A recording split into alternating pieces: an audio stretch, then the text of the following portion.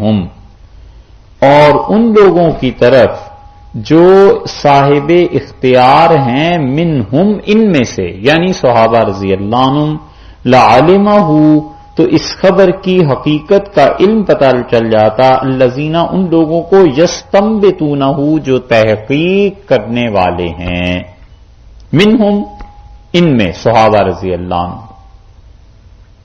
ایک ترجمہ پھر اسے سنیے، وَلَوْ رَدُّوهُ وَإِذَا جَاءَهُمْ أَمْرٌ، اور جب ان کے پاس کوئی خبر آتی ہے، من الامن او الخوف، وہ امن کی خبر ہو یا خوف کی خبر ہو، اذاعوا بہ، تو اس خبر کو یہ مشہور کر دیتے ہیں، وَلَوْ رَدُّوهُ إِلَى الرَّسُولِ، اور اگر یہ اس خبر کو پہنچاتے رسول اللہ صلی اللہ علیہ وسلم تک، وَإِلَى أُولِي الْأَمْرِ مِنْهُمْ، اور ان میں سے جو اختیار والے تھے ان تک پہنچاتے، لعلمہ الذین، تو جان لیتے وہ لوگ، یستنبطونہ جو تحقیق کرنے والے ہیں، منہم ان میں سے، اور وہ تحقیق کر کے بتاتے کہ خبر درست ہے یا غلط. کیوں ایسے ہی پھیلا دیتے ہیں ہر سنی سنائی بات کو، افواہ کو؟ ایک ترجمہ. دوسرا ترجمہ دیکھیے، وَإِذَا جَاءَهُمْ أَمْرٌ مِّنَ الْأَمْنِ أَوِ الْخَوْفِ أَذَاعُوا بِهِ، اور جب ان کے پاس کوئی خبر آتی ہے امن کی ہو یا خوف کو، اذاعوا پھیلا دیتے ہیں، بہی اس خبر کو، وَلَوْ رَدُّوهُ، اور اگر وہ اسے لوٹاتے رسول اللہ صلی اللہ علیہ وسلم کی طرف، وَإِلَىٰ أُولِي الْأَمْرِ، اور صحابہ رضی اللہ عنہ کی طرف، منہم ان میں سے، لَعَلِمَهُ، تو جان لیتے. کون جان لیتا؟ الذین یستنبطونہ، جو اس خبر کو تحقیق کرنے کے درپے تھے. یہ منافق خود جو اس خبر کی تحقیق کرنا چاہتے تھے، جو اس خبر کو بہت زیادہ اس کے معلوم کرنے کے شوقین تھے، یہ لوگ جانتے. منہم، ہم کی ضمیر پھر لوٹی رسول اللہ صلی اللہ علیہ وسلم کی طرف اور صحابہ رضی اللہ عنہ کی طرف، تو ان میں سے جو بہت شوقین تھے وہ لوگ اگر اسے لوٹا دیتے رسول اللہ صلی اللہ علیہ وسلم کی طرف اور اولو الامر کی طرف، منہم جو ان میں سے ہیں، تو پھر کیا ہوتا؟ پھر انہیں خبر کی حقیقت کا پتہ چل جاتا.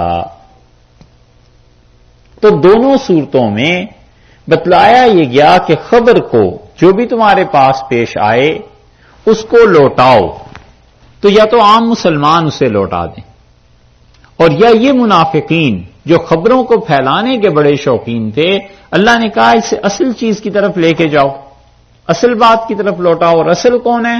حضور اقدس صلی اللہ علیہ وسلم اور صحابہ رضی اللہ عنہ. تو وہ تمہیں بتاتے کہ اس خبر کی حقیقت کیا ہے. اس سے معلوم ہوا کہ شریعت کے جو بھی خبریں اور جو بھی مسائل ہیں وہ لوٹائے جائیں گے، ایک تو رسول اللہ صلی اللہ علیہ وسلم کی طرف اور ایک اولی الامر کی طرف. یہ مسئلہ ثابت کیا ہے اس سے، اور اس سے فقہا کہتے ہیں کہ استنباط اصل میں کہتے ہیں کنویں کی تہ سے پانی کا نکالنا، اور ماء مستنبت، وہ پانی جو پہلی مرتبہ کنویں کی تہ سے نکلے اسے کہتے ہیں کہ مستنبت ہے، حاصل کیا گیا. اور اس سے معلوم ہوتا ہے ایک بات، بڑی اچھی تحقیق اس پہ امام ابوبکر جساس رازی رحمت اللہ علیہ نے کی ہے. اور یہ جو جساس رازی ہیں حنفی فقہا میں بڑا ان کا بلند مقام ہے. ان کی تفسیر ہے احکام القرآن، اور اصول پہ ان کی کتاب ہے الفصول.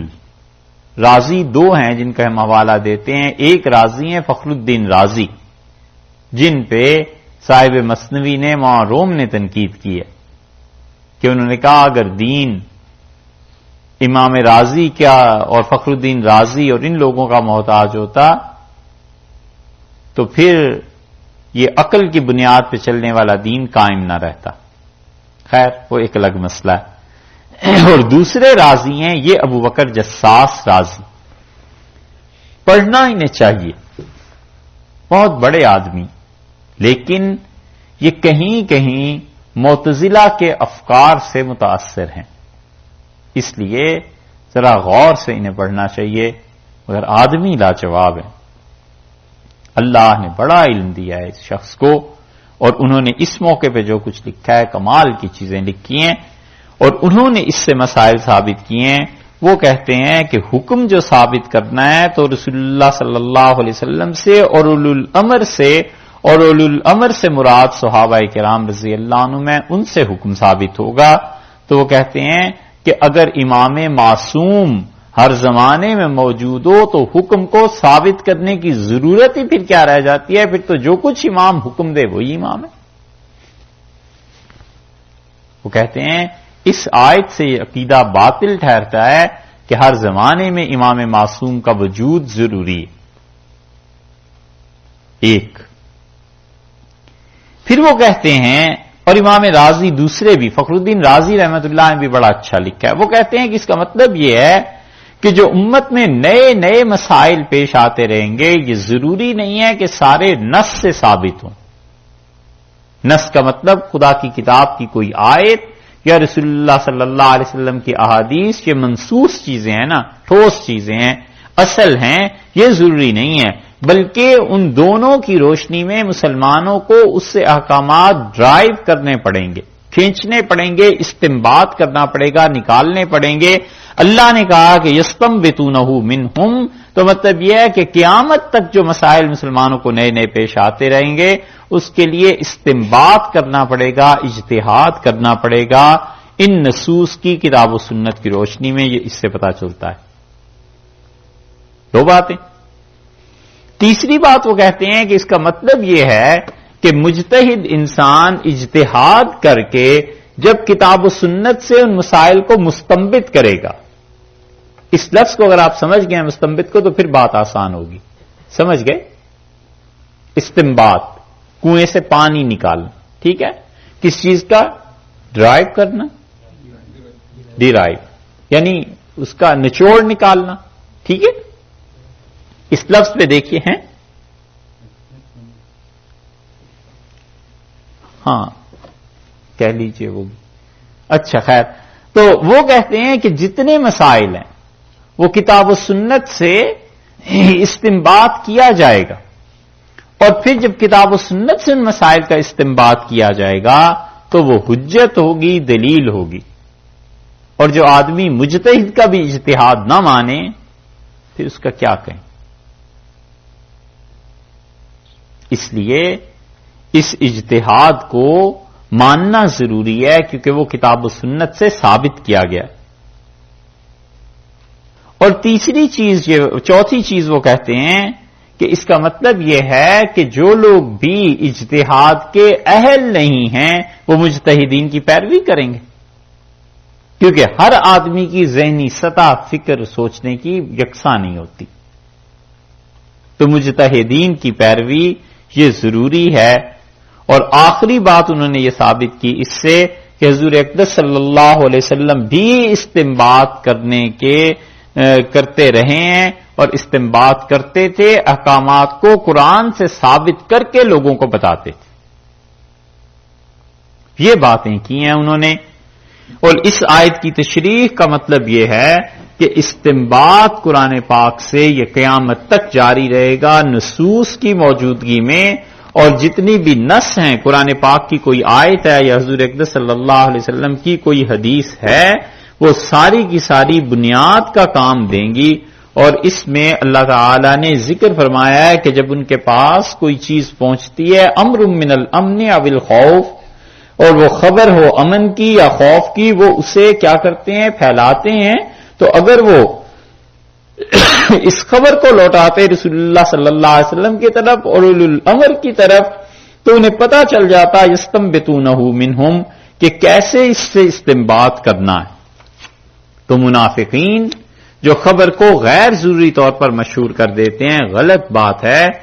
اس لیے یہ مسائل ایسے ہیں کہ ان کا استنباط ہونا چاہیے، اور یہ استنباط امام ابوبکر جساس غازی رحمت اللہ علیہ نے بتلایا کہ یہ حجت ہے۔ یہ جساس جو ہیں شاگرد ہیں امام کرخی رحمت اللہ علیہ، اور کرخی کس کے شاگرد ہیں؟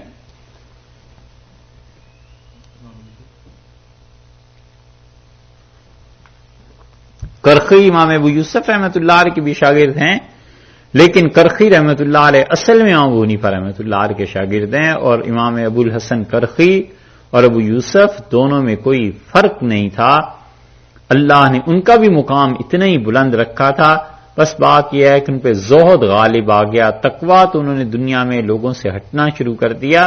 وگرنہ علم میں اب بھی ان کی کتاب اصول کرخی جو ملتی ہے، پڑھ کے پتا چلتا ہے کہ اس آدمی کو اللہ نے علم کتنا دیا. ابو الحسن کرخی رحمت اللہ علیہ. تو اس لیے ان سب نے یہ لکھا ہے، یہ کرخی کے شاگرد ہیں جساس رازی، اور جساس نے یزید کے پر لعنت کی ہے. اس میں یہ جو حنفیوں میں ایک پورا گروہ ہے نا یزید پہ جو لعنت کرتے ہیں، جساس ان میں شامل. احکام القرآن، خیر یہ تو بیچ میں بات آ گئی. تو وہ کہتے ہیں کہ استنباط حجت ہے، اور اس سے پتا چلا کہ بعض احکامات ایسے ہیں جن کی معرفت، جن کی حقیقت نص سے معلوم نہیں ہوتی، اجتہاد کرنا پڑتا ہے. خدا کی کتاب اور رسول اللہ صلی اللہ علیہ وسلم کی سنت واضح نہیں کرتی، بلکہ پتہ کرنا پڑتا ہے. تو استنباط کا یہی معنی ہوئے کہ جیسے کنویں کو کھود کے زمین کی تہہ سے پانی نکالنا، اسی طرح یہ شریعت کی جو چیزیں ہیں خدا کی کتاب میں اور رسول اللہ صلی اللہ علیہ وسلم کی احادیث میں، وہ بالکل تہہ میں پوشیدہ ہے، اور انہیں تہہ میں پوشیدہ ہونے سے نکالنا اور بتانا یہ مجتہد کرتا ہے. وہ اپنے پاس سے کوئی حکم نہیں دیتا، بلکہ وہ اسی کتاب و سنت سے نکال کر حکم کو بتاتا ہے. جس طرح کوئی باہمت آدمی زمین میں کنویں کو کھودتا ہے اور پانی نکال کے لوگوں کو پلاتا ہے کہ یہ لو پانی، تو پانی کو پیدا تھوڑا ہی کرتا ہے. وہ تو اصل میں پانی کے اوپر جو مٹی اور پتھر آ گئے تھے اسے ہٹا کے بس اس نے بتا دیا. اسی طرح مجتہد کے پاس جب کتاب اور سنت کی چیزیں پہنچتی ہیں تو حکم وہیں چھپا ہوا ہوتا ہے، عام انسان سے سمجھ نہیں سکتے، تو وہ اوپر سے لوگوں کو ہٹا دیتا ہے ان کی آنکھوں کے پردے، اور وہ کہتا ہے حکم یہاں سے ثابت ہو گیا. مثلا یہ کہ مسئلہ یہ پیدا ہوا، پیش آیا کہ مچھر، جگنو، اس قسم کے چھوٹے چھوٹے جو کیڑے ہوتے ہیں یہ کھانے میں پڑ جائیں تو وہ کھانا جائز ہے یا نہیں؟ ہے تو شرعی مسئلہ، کسی کو بھی پیش آ سکتا ہے. اب اس کو کہاں سے ثابت کریں؟ خدا کی کتاب میں اس کے متعلق کچھ نہیں، اور سنت میں بھی بظاہر کچھ نہیں ہے. تو امام ابو حنیفہ رحمۃ اللہ نے فرمایا کہ ہم نے 2 اصول دیکھے. قرآن نے کہا کہ ہر وہ چیز جس میں خون بہتا ہے، بہتا ہوا خون ہے، تو وہ بہتا ہوا خون جو ہے وہ جائز نہیں ہے. اللہ تعالی نے فرمایا دم میں مسفوح، بہتا ہوا خون یہ پاک نہیں ہے. اور دوسرے میں ڈھونڈنے سے یہ پتا چل گیا کہ رسول اللہ صلی اللہ علیہ وسلم اگر مکھی تم میں سے کسی کی کھانے کی چیز میں گر جائے تو اسے نکال کر پھینک دو، اور تم مکھی کے گرے ہوئے سالن کو استعمال کر سکتے ہو. کوئی نہ کرے تبھی نفاست کی بنیاد پہ، اس کا اپنا مسئلہ ہے، مگر کر سکتے ہیں. تو انہوں نے کہا اس سے پتا چلا کہ تمام ایسے کیڑے مکوڑے جن میں خون بہنے والا نہیں ہوتا، مکھی کو کیوں رسول اللہ صلی اللہ علیہ وسلم مستثنا کیا ہے؟ تو پتا چلا کہ مکھی میں جو خون ہوتا ہے وہ بہنے والا خون ہوتا ہی نہیں، اتنا خون ہی نہیں ہوتا کہ وہ بہے. تو معلوم ہوا کہ تمام وہ کیڑے مکوڑے جن میں خون اتنا ہوتا ہی نہیں کہ وہ بہہ جائے، وہ اس مکھی کے حکم میں آ جائیں گے. تو حکم موجود تھا، مگر غور اور فکر کر کے پھر اس کو نکالا گیا، جیسے کنویں کا پانی غور اور محنت کر کے نکالا جاتا ہے. اسے وہ کہتے ہیں کہ یہ ہے استنباط. اور اسی وجہ سے حنفی فقہا اور شافعی، مالکی، حنبلی سارے کتاب و سنت کو سامنے رکھتے ہیں اور اصول قائم کرتے ہیں، اور اصول کی بنیاد پر وہ اجتہاد کرتے ہیں. یہ اصول مل گیا ہمیں کہ خون بہنے والا نہ ہو جس چیز میں بھی، اس چیز کو اگر گر جائے، مر جائے تو نکال کے پھینک دیجئے اور باقی چیز کو استعمال کر لیجئے. تو یہ اصول کے تحت ایک بات ہوگی. اسی لیے حضرت نے شاہ ولی اللہ محدث دہلوی رحمۃ اللہ علیہ نے ان اصولوں پر بحث کی ہے کئی جگہ پر، اور انہوں نے بتایا ہے کہ فقہا کس کس اصول کے تحت کیا کیا چیز ثابت کرتے ہیں، اور اسی وجہ سے اصول کی اگر آپ کتابیں دیکھیں تو جتنے بھی فقہا ہیں یہ اصول کی کتابیں لکھتے ہیں، اور ان کے مقابلے میں جو اجتہاد کو فقہا کے اجتہاد کو نہیں مانتے اور انکار کرتے ہیں، اور خصوصاً ہمارے زمانے میں جو سلفی حضرات ہیں یہ ان کے ہاں اصول کی کتاب نہیں. ان سے پوچھئے یہ تو کتاب ہے نا خدا کی جس کو تم کہتے ہو، اور حدیث ہے، اصول کہاں سے ثابت کرنے ہیں؟ اصول کی کوئی بات نہیں. اور حنفیوں کے ہاں اصول کی کوئی ایک چیز ہو تو کہیں اتنی زیادہ اصول کی چیزیں ہیں. یہ مثلاً اصول شاشی ہے، ہمارے ہاں ہر مدرسے میں پڑھائی جاتی ہے. امام شاشی رحمت اللہ علیہ حدیث پہ بھی کام انہوں نے کیا ہے، ان کی مسند شاشی ایک چھپی ہوئی ہے، اور ایک ان کی کتاب یہ اصول شاشی بھی ہے. 325 ہجری میں ان کا انتقال ہوا. حنفیوں کے اصول اس میں لکھے ہوئے ہیں کہ کس اصول کے تحت کس مسئلے کو وہ حل کریں گے.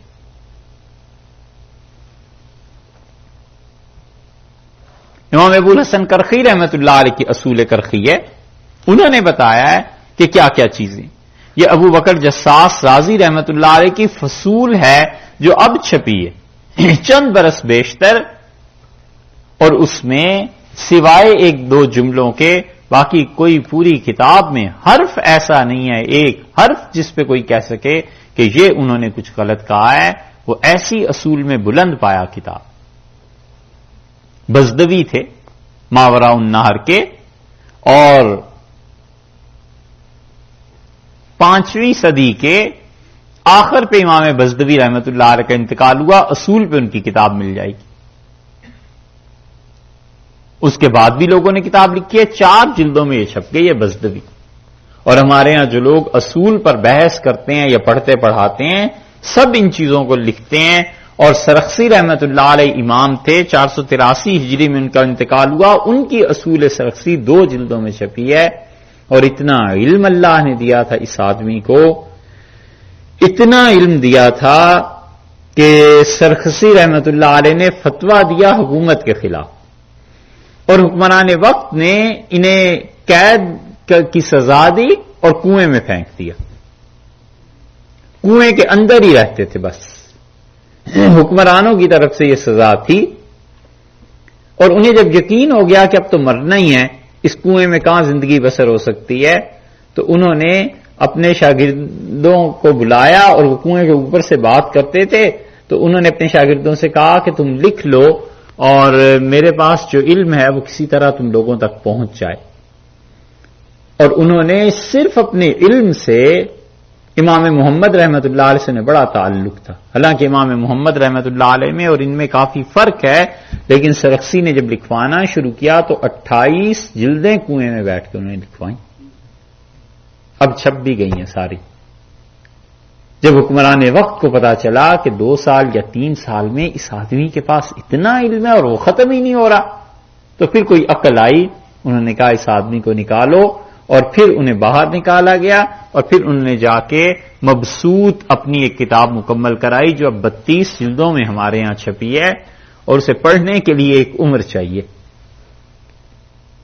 اور یہ ایک علم ہے، باقی جو کچھ اور تھا وہ تو اور تھا. جو آدمی کنویں میں رہ کے 28 جلدیں لکھوا سکتا ہے وہ آدمی تھا، جن تھا، کیا چیز تھی. اور امام محمد رحمت اللہ علیہ کی کتابوں کی بہت اچھی شرح انہوں نے کی ہے، اصول پہ انہوں نے لکھی ہے. حسامی ہے ہمارے ہاں پڑھاتے ہیں، مغنی ہے، منار ہے، تنقیح ہے، تحریر الاصول ہے، مسلم الثبوت ہے. یہ سب اصول کی کتابیں حنفی فقہا نے لکھی ہیں، اور یہ سب کے سب پڑھاتے بھی ہیں، پڑھتے بھی ہیں، اور وہ انہی اصولوں کے مطابق استنباط کرتے ہیں جو استنباط اللہ نے یہاں پر ذکر فرمایا. اسی لیے اگر کسی علاقے میں لوگ ایسے نہیں ہوں گے جو اصول کو سمجھنے والے ہوں تو نئے نئے جو مسائل پیش آتے چلے جا رہے ہیں زمانے کے ساتھ ساتھ اسے حل نہیں کر سکیں گے. اور ہندوستان میں بر صغیر میں چونکہ حنفیوں کی اکثریت ہے، اس لیے حنفی فقہا اس پہ اصول پہ زور دیتے ہیں، اور وہ یہ کہتے ہیں کہ بر صغیر میں چونکہ پاکستان میں، افغانستان میں اور اس سارے علاقوں میں حنفی فقہا ہیں، تو جو نئے مسائل پیش آئیں گے انہیں انہی کے اصولوں کے مطابق حل کیا جائے۔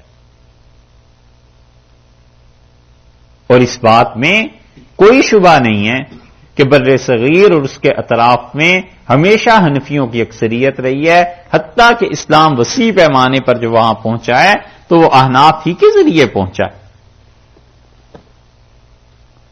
معز الدین سام غوری آئے تھے اور وہ حنفی تھے، یہ تغلق جو تھے، بلبن تھے، خلجی تھے، یہ سارے حکمران حنفی تھے۔ فتاوی تتار خانیہ اس زمانے میں جو لکھا گیا یہ سب حنفی تھے، اور محمود غزنوی سے سلطان اورنگزیب عالمگیر رحمت اللہ علیہ تک پڑھ جائیے، یہ سب کے سب حضرات حنفی تھے۔ اور اسی لیے حضرت مجدد الفسانی رحمت اللہ علیہ نے اپنے مکتوبات میں یہ صاف لکھا ہے کہ ہمارے ہاں متبعان ابی حنیفہ اند بر صغیر میں یہ سب حنفی پائے جاتے ہیں، اور ان سب کا مذہب یہی تھا۔ شیخ عبدالحق صاحب محدث دہلوی رحمت اللہ نے بھی لکھا ہے کہ ماوراء النہر اور ہندوستان سارا حنفیوں سے بھرا پڑا ہے، تو احناف نے یہاں پر کتابیں لکھی، نور الانوار لکھی ملا جیون نے، اور یہ ملا جیون نے اس وقت لکھی ہے جب وہ گئے تھے ہندوستان سے مکہ مکرمہ حج کے لیے، اور انہوں نے حرمین میں دن زیادہ تھے، فلائٹس تو کوئی چیز ایسی تھی نہیں جیسے آج کل چلتی ہیں، اور وہ گئے اور وہاں جا کر انہوں نے ایک مرتبہ کسی مسئلے پر بحث کی حرمین کے علماء سے، تو حرمین والوں کو پتا چلا کہ اچھا اتنے بڑے اتنے صاحب علم آئے ہیں، تو انہوں نے ان سے پڑھنا شروع کیا، اور جو کچھ انہوں نے پڑھایا تھا وہ مرتب ہو گیا۔ نور الانوار اصول فقہ کی کتاب حنفیوں کے ہاں بن گئی، اور یہ ملا جیون جو تھے یہ استاد تھے اورنگزیب عالمگیر کے، اور انہوں نے جا کر دلی سے وہاں سے حرمین شریفین میں جا کے علماء کو پڑھایا ہے۔ اتنا علم تھا بر صغیر میں کہ یہاں کے علماء تدریس کے لیے وہاں جاتے تھے۔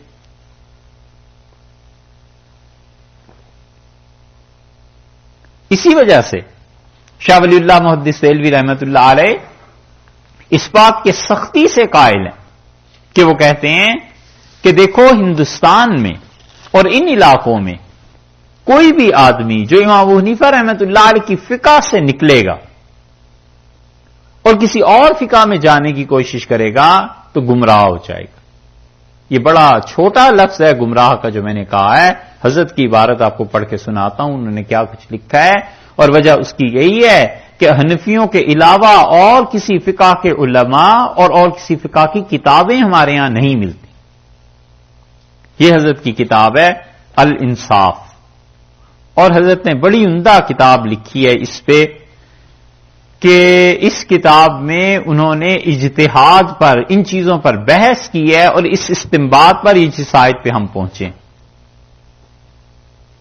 اور وہ فرماتے ہیں کہ امام کی تقلید وجوب التقلید کبھی کبھی واجب ہوتی ہے، قد یکون واجباً وقد لا یکون واجباً، اور کبھی کبھی واجب نہیں ہوتی۔ فَإِذَا كَانَ إِنسَانٌ جَاهِلٌ فِي بِلَادِ الْهِنْدِ، اور جب کوئی آدمی خود فقہ کو نہ جانتا ہو، مسائل کو نہ جانتا ہو، جاہل ہو، اور کہاں ہو؟ فی بلاد الہند، ہندوستان کے شہروں میں کہیں ہو، یا وہ ان شہروں میں ہو ماوراء النہر جو کہ ماوراء النہر کے علاقے ہیں، تو افغانستان پورا، ترکمانستان اور یہ ساری سٹیٹس جو آزاد ہوئی ہیں، ان سب کے متعلق حضرت فرماتے ہیں وَلَيْسَ هُنَاكَ عَالِمٌ شَافِعِيٌّ وَلَا مَالِكِيٌّ وَلَا حَنبَلِيٌّ، اور اس سارے ہندوستان اور ان سٹیٹس میں جہاں پر کوئی مالکی، شافعی، حنبلی آپ کو مفتی نہیں ملتا، اور نہ ہی کوئی کتاب اس مذہب کی کتابوں میں سے ملتی ہے، تو وجب علیہ، یہ جو آدمی مسئلہ پوچھنے والا ہے اور مجتہد نہیں ہے، اس کے ذمے واجب ہے، ضروری ہے کہ امام ابو حنیفہ رحمت اللہ علیہ کی تقلید کرے، اور حرام ہے اس کے لیے کہ ان یخرج من مذہبہ، کہ امام صاحب رحمت اللہ علیہ کے مسلک کو چھوڑ کر کسی اور مسلک پر عمل کرنے لگے، یہ حرام ہے، کیونکہ نہ اسے مفتی ملے گا کوئی، جو ان مسائل کو جانتا ہو، ورنہ کتابیں ملیں گی.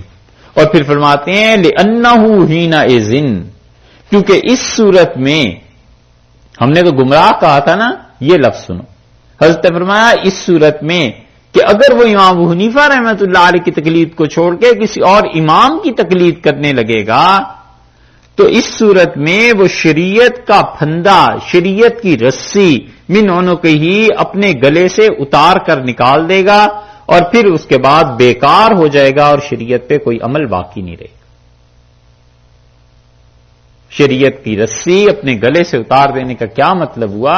مطلب یہ ہے کہ ارتداد تک نوبت پہنچ جائے گی، آزاد ہو جائے گا. پھر اگر اس نے امام ابو حنیفہ رحمۃ اللہ علیہ کے علاوہ کسی اور کی پیروی کی ان علاقوں میں، یہ ہے حضرت کی عبارت.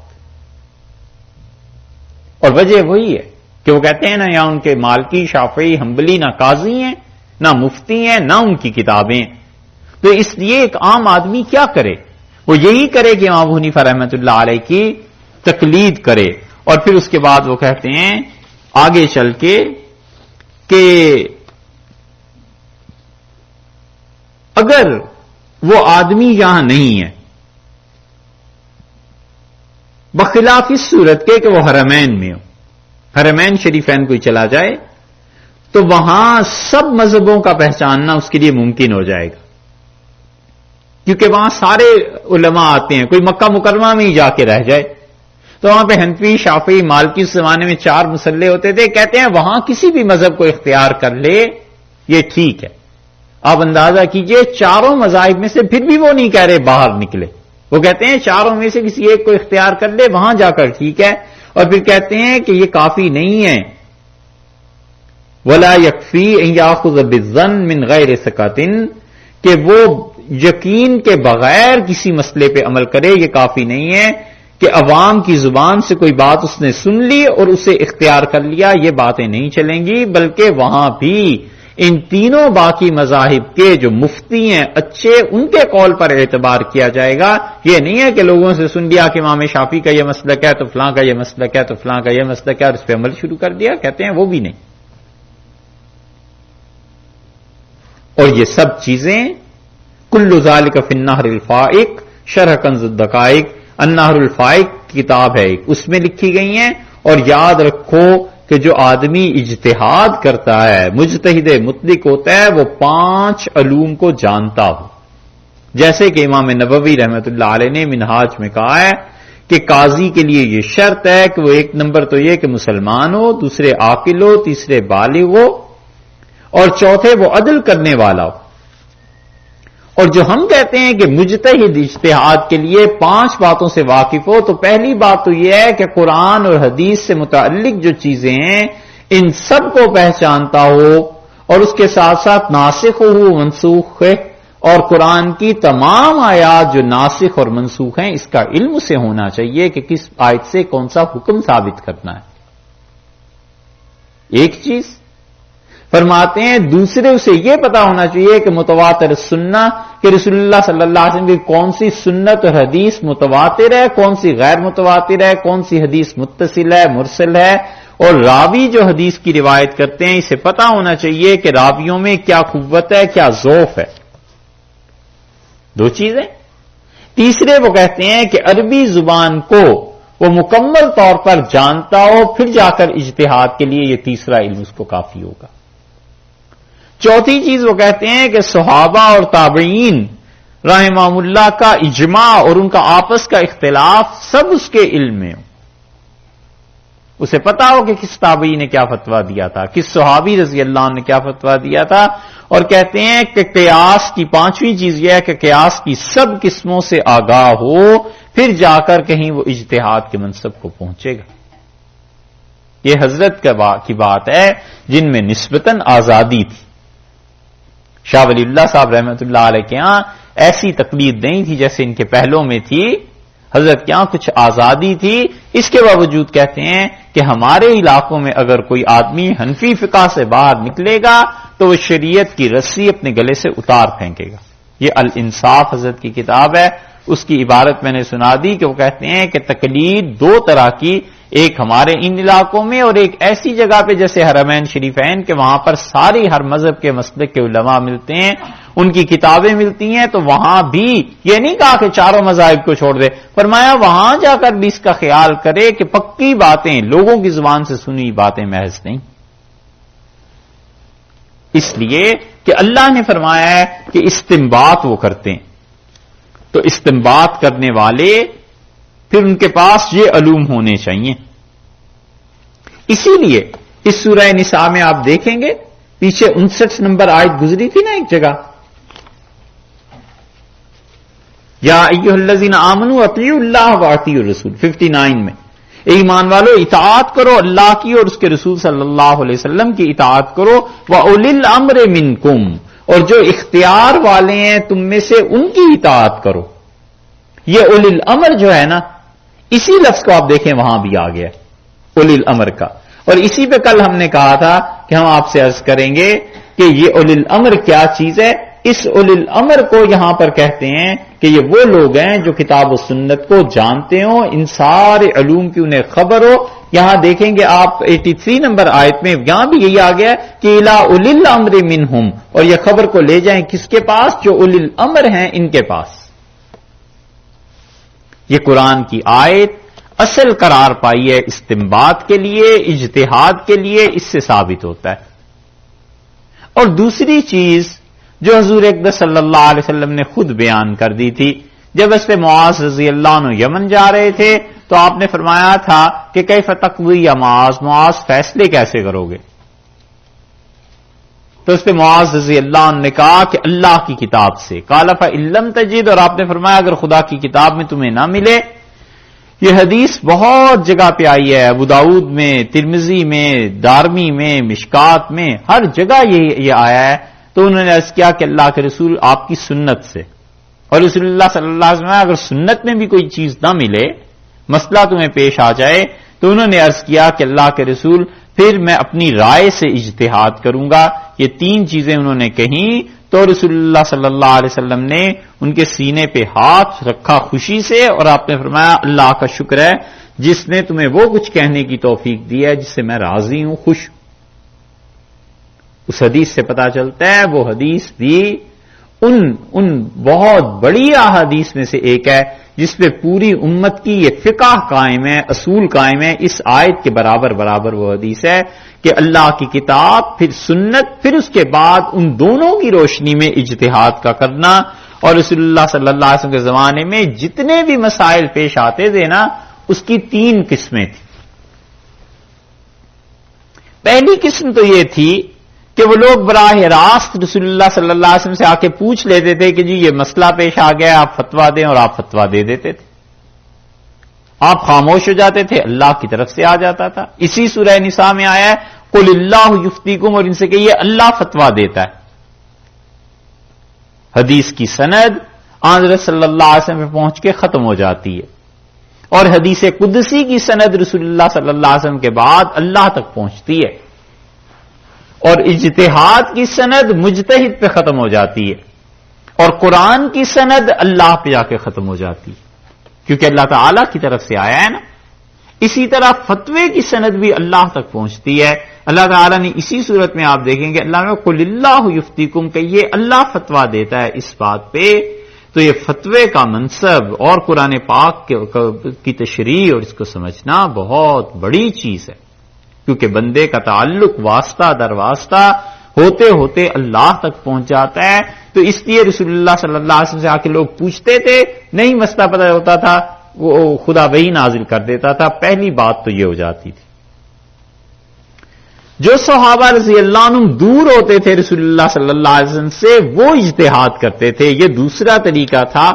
اور اس پہ معاذ رضی اللہ عنہ نے بتایا ہے کہ میں اجتہاد کروں گا، یمن میں دور ہوں آپ سے، نہیں مسئلہ پتہ چل رہا، اجتہاد کر لیں گے۔ اسی طرح کی وہ حدیث ہے جس میں یہ آیا ہے کہ رسول اللہ صلی اللہ علیہ وسلم گھر آئے خندق سے، اور جبریل امین آئے اور انہوں نے کہا اللہ کے رسول فرشتوں نے تو بھی اسلحہ نہیں اتارا۔ تو آپ نے فرمایا کدھر کا ارادہ ہے پھر؟ انہوں نے کہا بنو قریظہ، یہودیوں کا قبیلہ۔ تو آپ جلدی سے اسلحہ لے کے تشریف لے گئے، اور جاتے ہوئے یہ کہہ گئے کہ تم میں سے کوئی آدمی عصر کی نماز قریظہ قبیلہ جہاں یہودیوں کا ہے وہاں کے علاوہ نہ پڑھے. یہ ارشاد فرما کے تشریف لے گئے. صحابہ رضی اللہ عنہ پیچھے پیچھے گئے ہیں. جس کو پتا چلتا گیا فوج ساری چل رہی تھی. کچھ نے کہا یہی نماز پڑھ لو راستے میں. حضرت صلی اللہ علیہ وسلم کے کہنے کا مقصد یہ تھا کہ جلدی پہنچنا. یہ مقصد تھوڑا ہی تھا کہ نماز نہ پڑھنا. اور کچھ نے کہا نہیں ہمیں ان کے الفاظ کی پابندی کرنی ہے, نماز وہیں جا کر پڑھیں گے. دونوں پیش ہوئے. حضرت صلی اللہ علیہ وسلم تم دونوں ہی ٹھیک ہو, یہ بھی ٹھیک ہے یہ بھی ٹھیک ہے. یہ صحابہ رضی اللہ عنہ کا اجتہاد تھا جو رسول اللہ صلی اللہ علیہ وسلم کی موجودگی میں کیا گیا, اور آپ نے دونوں کو کہا ٹھیک ہو. وہ اس پہ عمر بن العاص رضی اللہ عنہ والی بات نہیں یاد کہ انہوں نے نماز پڑھا دی اور حضرت صلی اللہ علیہ وسلم سے شکایت ہوئی تو انہوں نے کہا اللہ کے رسول, اللہ نے قرآن میں یہی کہا ہے کہ اللہ بہت مہربان ہے رحم کرنے والا ہے, تو میں نے اس لیے نماز پڑھا دی تھی. یہ ان کا اجتہاد ہی تھا نا, اور حضرت صلی اللہ علیہ وسلم نے اس اجتہاد کو باقی رکھا. اسی لیے جساس رحمت اللہ علیہ نے لکھا ہے کہ وہ کہتے ہیں کہ صحابہ کرام تابعین اور تبع تابعین یہ فصول میں انہوں نے لکھا ہے. وہ کہتے ہیں ان سب میں کوئی اختلاف نہیں تھا کہ جو نئی نئی صورتیں پیش آ رہی ہیں ہم پچھلی صورتوں کو دیکھ کر ان سے حکم لے کے یہاں پر اس حکم کو عام کریں, اجتہاد کریں, قیاس کریں.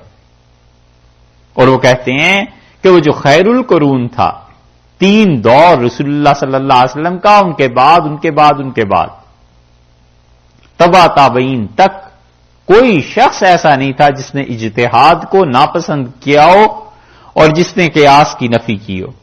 ہاں ان کے بعد ایسے جاہل پیدا ہوئے ہیں جنہوں نے صحابہ رضی اللہ عنہ کی بات ماننے سے انکار کر دیا اور بغاوت کی, اور وہ کہتے ہیں کہ انہوں نے صحابہ رضی اللہ عنہ کو برا کہا اور وہ لوگ گمراہ تھے. یہ فصول میں انہوں نے بحث لکھی ہے. اس لیے امام ابو یوسف رحمت اللہ علیہ کی کتاب الاثار دیکھ لیں, امام محمد رحمت اللہ علیہ کی کتاب الاثار دیکھیں, مصنف ابن ابی شیبہ ہے, یہ مصنف عبد الرزاق ہے, انہی میں 70-80 ہزار فتوے صحابہ رضی اللہ عنہ کے مل جائیں گے. یہ سب اجتہاد تھا. اور تیسری چیز یہ ہے کہ جو لوگ اجتہاد کے اہل نہیں تھے وہ اپنے شہر میں جو بڑا آدمی تھا اس کی اتباع کر لیتے تھے, تقلید کر لیتے تھے. بس یہ تیسری صورت تھی اس وقت, اور یہی صورت امت میں رہی ہے ہمیشہ سے کہ جو بھی جیسے یمن والے حضرت معاذ رضی اللہ عنہ کی تقلید کرتے تھے, ہر کوئی یہ پوچھنے تھوڑے ہی جاتا تھا کہ رسول اللہ صلی اللہ علیہ وسلم سے سنا ہے یا نہیں سنا, قرآن میں آیا ہے یا نہیں آیا. جیسے آج کل ہر آدمی بخاری کھول کے بیٹھے بخاری میں آیا ہے یا نہیں آیا, مسلم میں آیا یا نہیں آیا. ارے بھائی بخاری اور مسلم کیا اس کو تم نے پڑھنا ہے؟ سرے سے عبارت پڑھنی نہیں آتی, ترجمہ اس کا سمجھ میں نہیں آتا, ہوگا کیا؟ تو تیسری صورت یہ تھی کہ سارے شہر میں ایک مفتی ہوتا تھا, کوئی بڑا آدمی, اس کی لوگ پیروی کر لیتے تھے, 2 ہو جاتے تھے 2 کی پیروی کر لیتے تھے, ایسے ہوتا تھا. اور یہ تیسری صورت تھی وہاں کی. یہ صحابہ رضی اللہ عنہ سارے کے سارے مجتہد نہیں تھے, اور مکہ مکرمہ میں حضرت عبداللہ ابن عباس رضی اللہ عنہ فتویٰ دیتے تھے, مدینہ منورہ میں زید ابن ثابت رضی اللہ عنہ فتویٰ دیتے تھے, اور زید ابن ثابت رضی اللہ عنہ کے ایک فتوے کے خلاف عبداللہ ابن عباس رضی اللہ عنہ نے فتویٰ دیا تو اہل مدینہ نے کہا ہم آپ کی بات نہیں مانتے, ہم زید کی بات مانیں گے,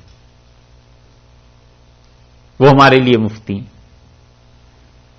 اور کوفہ میں 2 آدمی جن کی ٹکر کا تیسرا آدمی نہیں تھا, ایک سیدنا علی رضی اللہ عنہ اور ایک سیدنا عبداللہ ابن مسعود رضی اللہ عنہ, ان دونوں کا فتویٰ چلتا تھا. اور ان سب نے فتوے دیے بغیر اس بات کے کہ دلیل کا ذکر کریں کہ ہم نے حدیث سے یہ لیا ہے, قرآن سے یہ لیا ہے, اجتہاد کیا ہے, اسی اجتہاد کی پیروی کی ہے. تو یا تو آدمی مجتہد ہو, خود اجتہاد کرے, اور یا مجتہد کی پیروی کرے, اسے ہی کہتے ہیں تقلید. تیسرا اس کے علاوہ حل کیا ہے؟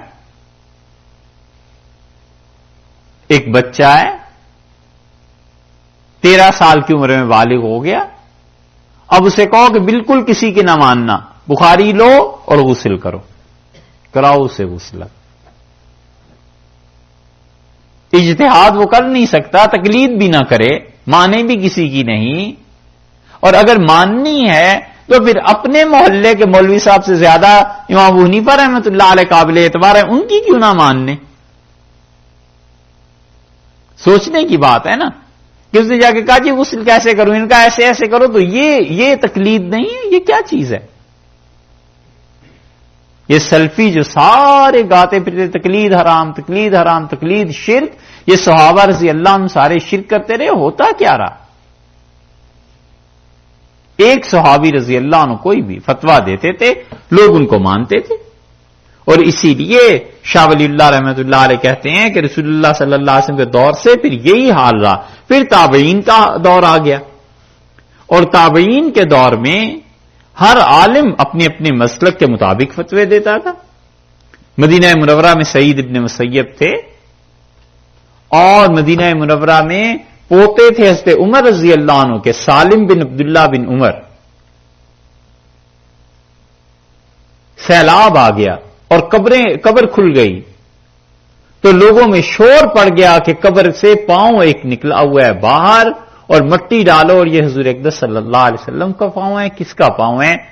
تو سالم رحمۃ اللہ علیہ کو بلایا گیا مسجد نبوی میں، انہوں نے دیکھا اور انہوں نے کہا یہ میرے دادا ہیں حضرت عمر رضی اللہ عنہ کا پاؤں ہے، مٹی ڈال دو۔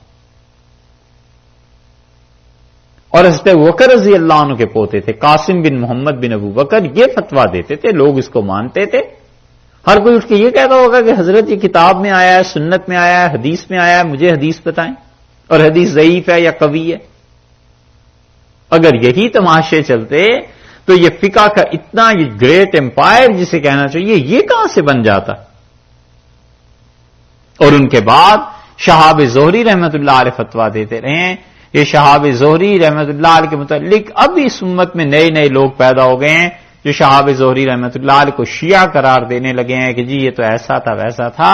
شہاب زہری رحمۃ اللہ علیہ کوئی حدیث کی کتاب ایسی نہیں جس میں اس شخص کا تذکرہ نہ ہو، اور شہاب زہری رحمۃ اللہ علیہ ایسے آدمی تھے، عمر بن عبدالعزیز رحمۃ اللہ علیہ نے لکھا کہ حدیث لکھو، شہاب فتویٰ دیتے تھے۔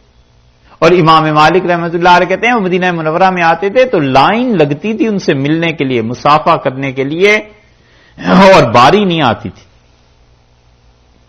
ان کے بعد یحییٰ بن سعید قاضی ہو گئے، ربیعہ بن عبد الرحمن مدینہ منورہ میں ہو گئے، اور ربیعہ رحمۃ اللہ علیہ کو لوگ کہتے تھے کہ یہ اہل الرائے ہیں، اپنی رائے سے فتویٰ دیتے ہیں۔ مکہ مکرمہ میں عطا بن ابی رباح آ گئے۔ عطا بن ابی رباح نے 200 صحابہ رضی اللہ عنہ کو دیکھا تھا، اور امام ابو حنیفہ رحمۃ اللہ علیہ کہتے تھے میں نے اس جیسا سچا آدمی زندگی میں نہیں دیکھا، اور امام صاحب نے ان سے پڑھا تھا۔ تابعین فتویٰ دیتے تھے، استنباط کہاں سے تھا؟ کتاب اور سنت سے۔ اور کوفہ میں ابراہیم نخعی تھے، اور ابراہیم نخعی رحمۃ اللہ علیہ کا فتویٰ چلتا تھا، اور انہی کی جگہ پھر حماد بن ابو سلیمان آئے ہیں۔ حسن بصری بصرہ میں تھے، طاؤس ابن کیسان رحمۃ اللہ علیہ تھے، اور طاؤس حدیث کے امام تھے، یمن میں تھے، وہاں ان کا فتویٰ چلتا تھا۔ مکحول اصل میں افغانستان کے تھے، کابل کے، ان کا فتویٰ چلتا تھا شام میں۔ یہ سب لوگ امام حضرت نے شاہ ولی اللہ صاحب رحمۃ اللہ نے گنے ہیں، اور اسی لیے وہ کہتے ہیں کہ اگر کوئی آدمی اس میں حنفی فقہ سے ہٹے گا تو گویا ایک طرح سے وہ اپنی گردن سے اسلام کو نکال دے گا۔ اور حسن بصری رحمۃ اللہ علیہ کا انتقال ہوا ہے 93 ہجری میں بصرہ میں، اور ابراہیم نخعی رحمۃ اللہ علیہ کا انتقال ہوا ہے 95 ہجری میں، اور سب لوگ انہی کے فتووں پہ عمل کرتے تھے۔ یہ تقلید ایک شخص کی نہیں تھی تو اور کیا تھا؟ یہ جو سب کہتے ہیں کہ ایک شخص کی تقلید حرام ہے، کتاب و سنت، کتاب و سنت، اللہ کے بندو یہ اسلام کی ابتدا میں کیا ہوتا رہا؟ اور کیا ہر آدمی اب بھی اس کا اہل ہے کہ کتاب و سنت کو براہ راست پڑھ کے اس سے مسائل ثابت کر لے؟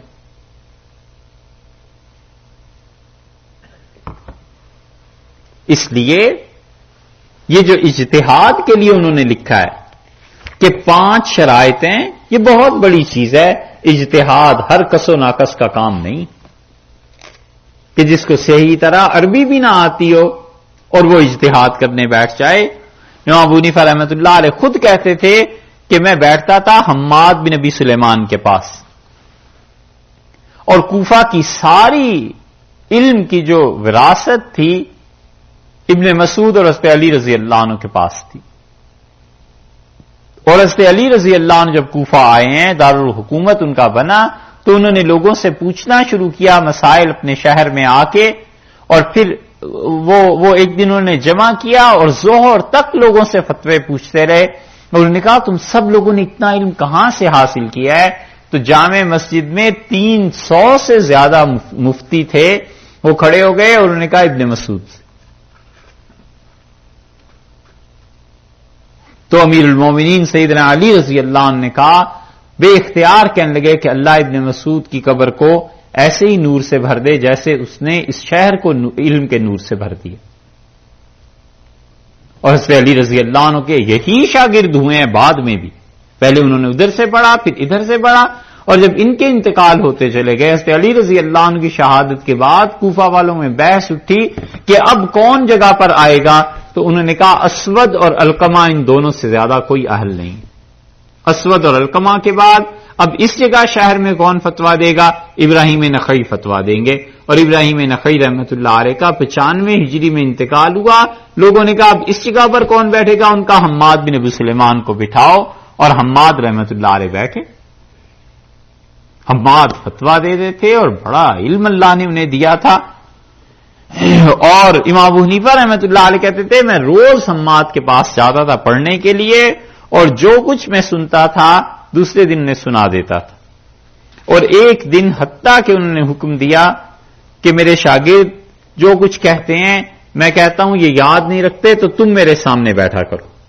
اور امام ابو حنیفہ رحمۃ اللہ علیہ کہتے 10 سال تک میں حماد سے پڑھا ہوں، یہ کوئی چھوٹی سی مدت نہیں ہے. اور فرماتے تھے کہ ایک دن مجھے خیال آیا کہ میں نے بہت پڑھ لیا، تو کیوں نہ میں کچھ اپنے شاگرد بنا لوں اور انہیں میں پڑھانا شروع کروں. تو میں مسجد میں گیا سوچ کے صبح کہ آج تو کچھ 2-4 لڑکوں کو پکڑتا ہوں اور میں کہتا ہوں مجھ سے پڑھو. تو میں نے دیکھا حماد رحمت اللہ علیہ کو آتے ہوئے تو بڑی جھجک محسوس ہوئی. میں نے کہا بھی استاد میرے زندہ ہیں اور میں ان کے سامنے ایسی باتیں کرنے لگا ہوں. تو میں بیٹھ گیا ان کے حلقے میں. شام کو خبر آئی، ان کی ہمشیرہ کا خط ملا بصرہ سے کہ تمہارے بھانجے کا انتقال ہو گیا ہے اور ضروری ہے تم آؤ. تو وہ چلے گئے اور مجھے اپنی جگہ پہ بٹھا گئے اور فرمایا کہ ان کو پڑھاتے بھی رہنا اور فتوا بھی دیتے رہنا. تو کہتے تھے 2 مہینے کے بعد جو وہ واپس آئے تو میں نے ان کا حکم سنا، جو کچھ وہ کہتے تھے اس پہ عمل کرتا رہا. لیکن ان 2 مہینوں میں 60 مسئلے ایسے پیش آ گئے جو میں نے حماد رحمت اللہ علیہ سے نہیں سنے، کسی سے بھی نہیں سنے تھے. تو جواب دے دیا اور لکھ کے میں نے رکھ لیا کہ میں نے فتوا کیا دیا تھا. تو حماد جب آئے تو 40 مسئلے انہوں نے کہا یہ ٹھیک ہے اور 20 میں میری مخالفت کی اور فرمایا یہ دلیل کے اعتبار سے ٹھیک نہیں. تو کہتے ہیں امام صاحب رحمۃ اللہ علیہ کہتے تھے جب وہ 20 مسائل انہوں نے مجھے سمجھائے تو میں نے قسم کھا لی کہ جب تک حماد زندہ ہیں ہم میں سے کسی کو حق نہیں پہنچتا کہ اس جگہ پر بیٹھے اتنے بڑے آدمی. اور پھر حماد رحمۃ اللہ علیہ کے بھی انتقال ہوا. اور صدر الائمہ مکی نے لکھا ہے کہ لوگوں نے مجبور کیا کہ یہ حضرت علی اور ابن مسعود رضی اللہ عنہما کی جو جگہ ہے اب امام ابو حنیفہ رحمۃ اللہ کا آپ سے زیادہ اس کا کوئی اہل نہیں. امام صاحب رحمۃ اللہ نے فرمایا میں نہیں بیٹھوں گا. اور جب زیادہ اصرار ہوا تو انہوں نے کہا 10 مفتی میرے ساتھ رکھو جو حماد کے شاگرد ہیں تاکہ میں کبھی فتوا دوں تو فتوے میں گمراہی نہ آ جائے. اور یہ 10 لوگ بیٹھ کر میرے فتوے کو دیکھیں اور اگر وہ صحیح ہوگا تو ہم لوگوں کو بتائیں گے، اگر اختلاف ہوگا تو ہم لوگوں کو کہہ دیں گے کہ کس کی کیا رائے. یہ اس طرح فقہ حنفی بنی اور اس طرح اجتہاد اور استنباط ہوتا ہے. اور امام ابو حنیفہ رحمۃ اللہ علیہ نے جب یہ ارادہ کیا کہ وہ فقہ کو مدون کریں، تو کوئی لکھنے والا لکھے گا جب ان چیزوں کو تو وہ مجبور ہوگا یہ لکھنے پہ کہ پہلی صدی میں حقیقتاً مجدد جو شخص تھے امام ابو حنیفہ رحمۃ اللہ علیہ تھے. اتنا بڑا انہوں نے کام کیا کہ اپنے شاگردوں میں چند لوگوں کو خاص اپنے ساتھ رکھا. یحییٰ بن ابی زائدہ تھے، حفص بن غیاث تھے، امام یہ قاضی ابو یوسف تھے رحمۃ اللہ علیہم، داؤد طائی تھے، سب کے سب حدیث میں بڑا مقام رکھتے تھے. ظفر رحمۃ اللہ علیہ تھے. یہ جو استنباط ہے نا، ظفر امام تھے اس فن کے. وہ کتاب و سنت سے ایسے مسائل ثابت کرتے تھے لوگ ان کی ذہانت پہ حیران تھے.